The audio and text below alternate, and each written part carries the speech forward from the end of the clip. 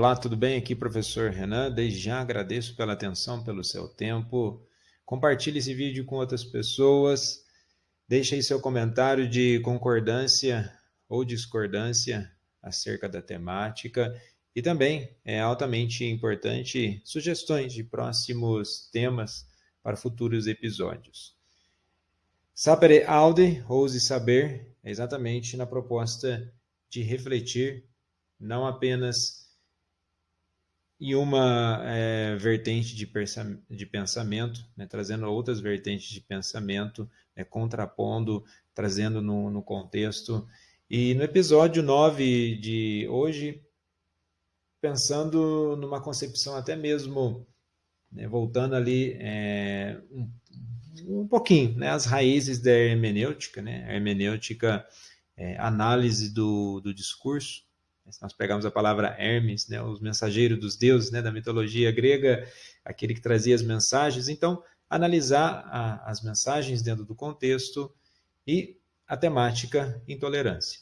A intolerância ela pode atingir aí várias esferas da sociedade e dentro de várias perspectivas, mas aqui a análise dessa intolerância é simplesmente pelo ataque do discurso. Né? Você criar, e é uma tendência no mundo recente, né? Ainda mais as redes sociais. Né? Você cria uma frase, você cria um discurso de ataque e vê qual vai ser a polêmica, né, acerca disso, espera que supostamente os seus, aqueles, né, que vão atacar o seu discurso também, esperar a resposta deles para você depois vir a público e fazer um retratamento daquilo que foi dito ou esclarecimento. Então vem com frases simples, causa polêmica e depois fala, não foi isso que eu quis dizer. Então por que já não dizer o que se quer já contextualizado, né, de uma forma clara, né? O Schleiermacher, dentro do universo da hermenêutica, ali na concepção alemã de análise de texto, é exatamente trazer isso, né? Se preocupar com o contexto, né? Com o pré-texto e com a composição textual daquilo que você vai escrever ou daquilo que você vai dizer.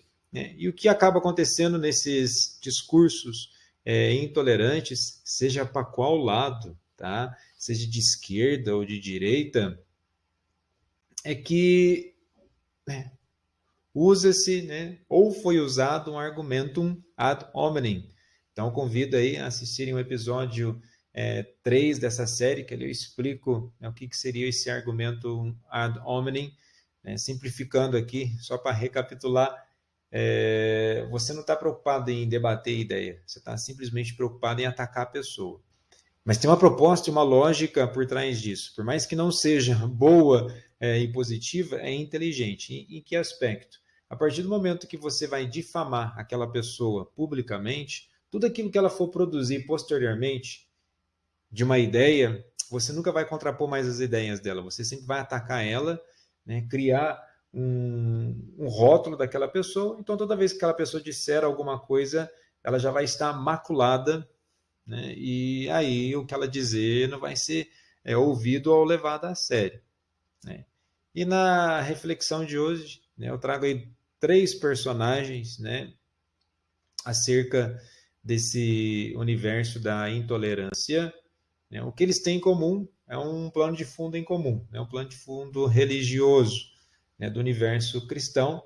Embora o primeiro ali, do Luciano Hang, ele não entra dentro do mérito de uma ideologia, ele faz simplesmente um comentário mais agressivo, né, acerca da figura do Padre Júlio, que aí entra a questão religiosa.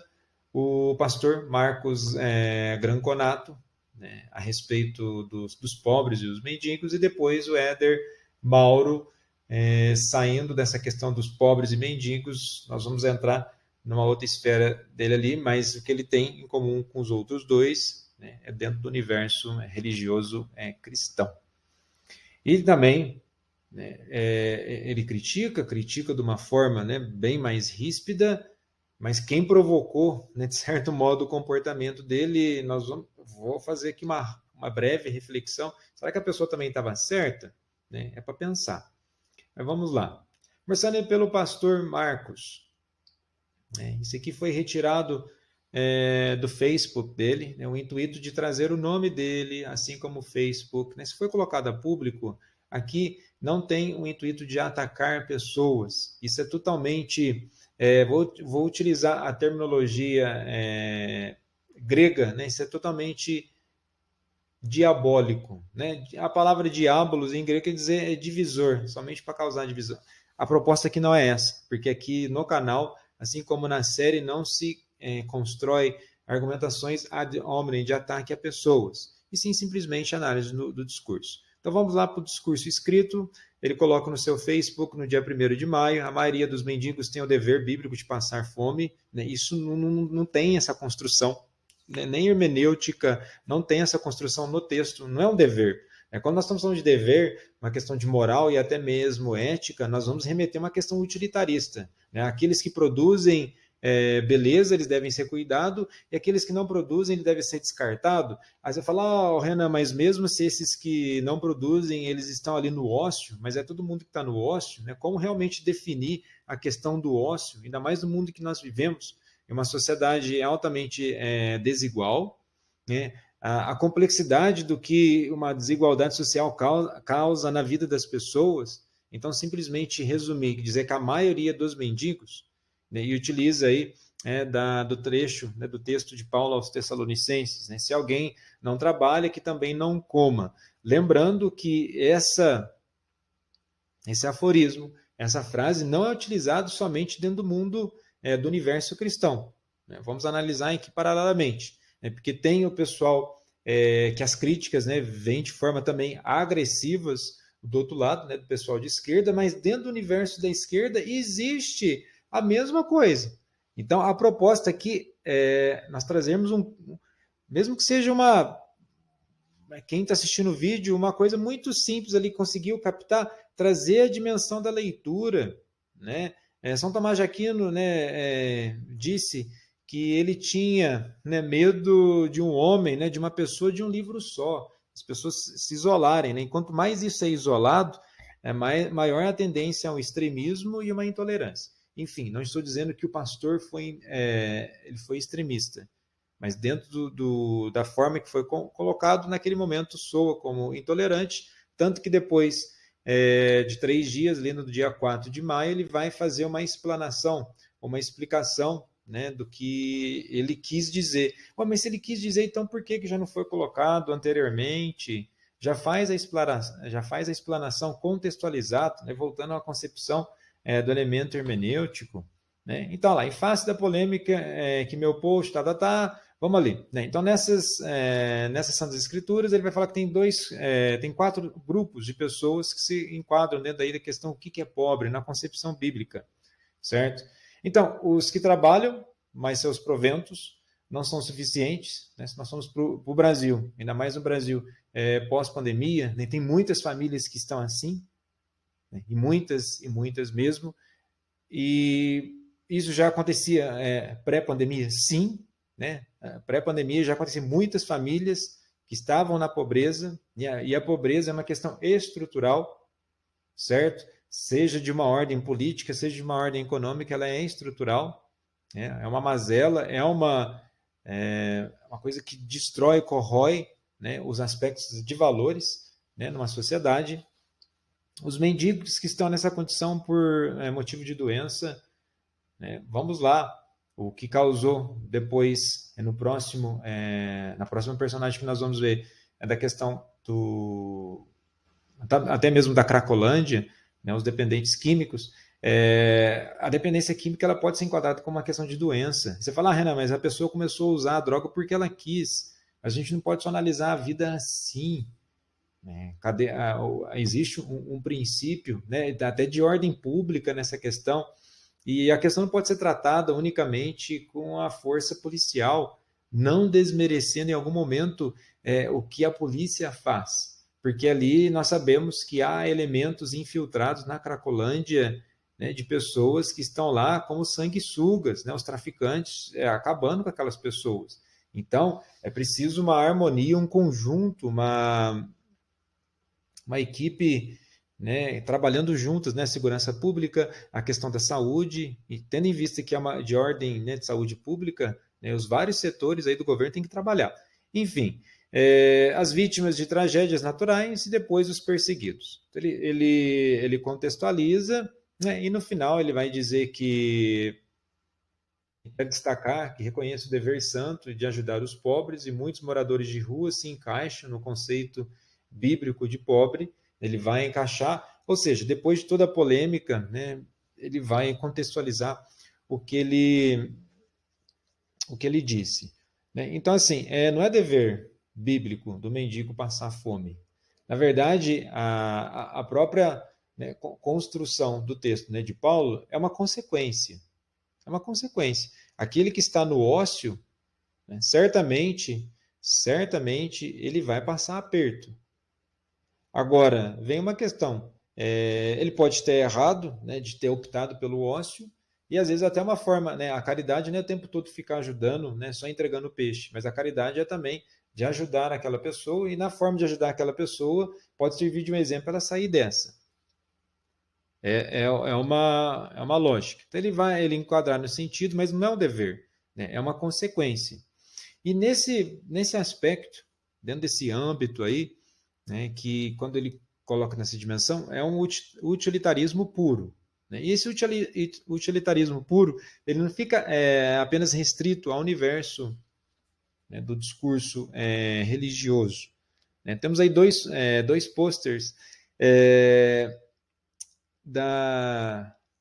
do período soviético. Você fala, Renan, que você está trazendo o aspecto soviético, né? É porque para os dois lados, né? Então o pessoal vai falar, o pastor é conservador de direita, mas vamos lá para o universo, né? Daqueles que são de esquerda, que criticam todos os discursos, e dentro dessa lógica, né? A nova Constituição Soviética, ela traz ali, né? Dentro da sua estrutura, lá no artigo 12, vejam bem, o trabalho vírgula, na Rússia, uma questão de dever e de honra para todo cidadão fisicamente capaz. Essa obrigação é baseada no princípio: quem não trabalha, não come. Né? E tal princípio não fica, né, obviamente, só no universo soviético, também é citado pelo John Smith na colônia no início, né, de 1600, lá numa das colônias, né, nos Estados Unidos, né, Virgínia, e depois, né, dentro dessa concepção da Constituição Soviética, e quem quiser procurar aí, só procurar no site marxist.org/português/Stalin biografia, né, vai estar na descrição do livro, é só procurar lá, que vocês vão conseguir ver que na Constituição. Então, o princípio é uma questão de consequência. Se você não faz, não é que você necessariamente você não vai receber uma ajuda. Tem que receber algum tipo de suporte. Mas para algumas pessoas é abominável esse tipo de suporte. Certo? Então, a primeira questão. Mas isso da Cracolândia não é de agora que vem causando uma discussão. Se nós fomos ali no ano de 2021, né, a Janaína Pascoal, a deputada em São Paulo, né, também ficou muito conhecida dizendo que o Putin invadiria o Brasil pela Venezuela. E o que eles dizem lá? As pessoas que moram e trabalham naquela região já não aguentam mais. O padre e os voluntários ajudariam se convencesse. Né? Qual padre? Né? O padre Júlio Lancelotti. Então é uma questão, né, estrutural da cidade de São Paulo, não pode ser simplesmente tratado de uma forma assim, displicente, de uma higienização da cidade. E esse trabalho é difícil, não é de agora, novamente dizendo, é uma questão de ordem saúde pública. Lembrando que, né, lá em 2017, o Dória disse que a Cracolândia vai acabar muito antes do fim do seu mandato. Né? Então, um discurso totalmente demagógico, né? Não acabou. Né? Havia apenas uma dispersão daquelas pessoas, achando que você vai fazer um limpa, né? E muitos do que levantaram até numa questão, às vezes essa limpa da Cracolândia tem muito a ver com especulação imobiliária, enfim. Então não acabou porque a visão, né, ou a proposta de acabar com isso, ela vai muito além de simplesmente você pegar e tratar aquelas pessoas como bandidagem. novamente, é preciso separar, né, aqueles que realmente precisam de ajuda. Então é complexo, né, uma intervenção do Estado. Então tem pessoas que não acreditam nessa intervenção do Estado. Aí a questão fica mais complexa ainda. Indo para o segundo personagem, né, em um grupo de WhatsApp, né, o Luciano Hang, ele ataca, né, o padre Lancelotti, como eu disse para vocês, a intolerância. Né?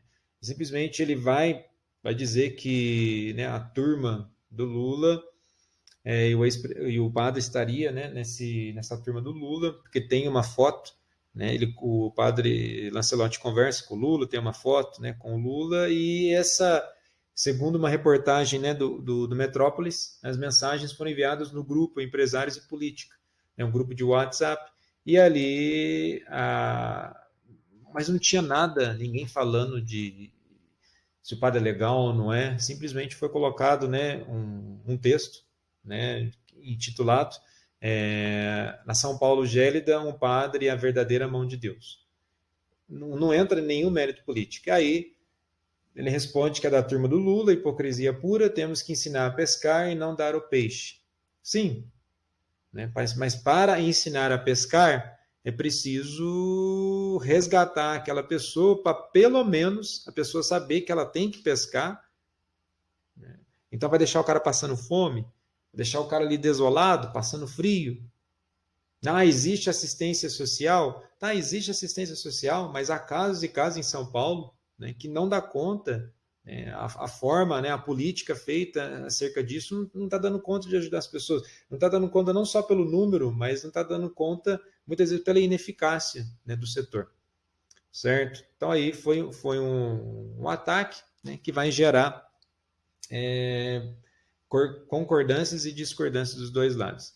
E, por último, né, o terceiro personagem, né, dessa questão da intolerância, o deputado do PL, né, sugere colocar professor em paredão de fuzilamento. Aí você fala, nossa, né, é do site Terra, né, fui eu que criei a notícia, está aí na internet, vários sites, e tem um vídeo que eu vou mostrar logo em seguida, porque eu não edito, né, o vídeo. E, primeiramente, eu vou trazer, né, o que ele disse, certo? E depois nós vamos para o restante da análise. Então, vamos lá. A jumenta empoderada comunista que simplesmente envergonha a classe de professores, quer comparar Jesus Cristo com um bandido? Isso é uma vergonha para os professores. Eu quero dizer para o meu Brasil, para o povo brasileiro, que esta cidadã, se assim se pode chamar, senhor presidente, nunca deveria comparar. Que ela compare bandido com aqueles mais de 20 que foram mortos lá no Rio de Janeiro, que são bandidos. Esta jumenta empoderada comunista deveria ter sido colocada num tribunal, num paredão, para que ela não levasse esse seu entendimento.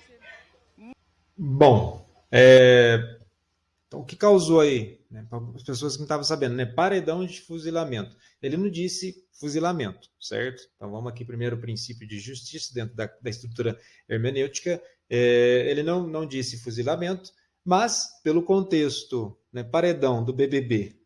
Vamos pegar lá, paredão para eliminação, certo? Então paredão é de fuzilamento, aí a construção, e causa toda essa repercussão, né? Aí o pessoal fala, nossa, mas de qual contexto? Mas na onde que surgiu isso?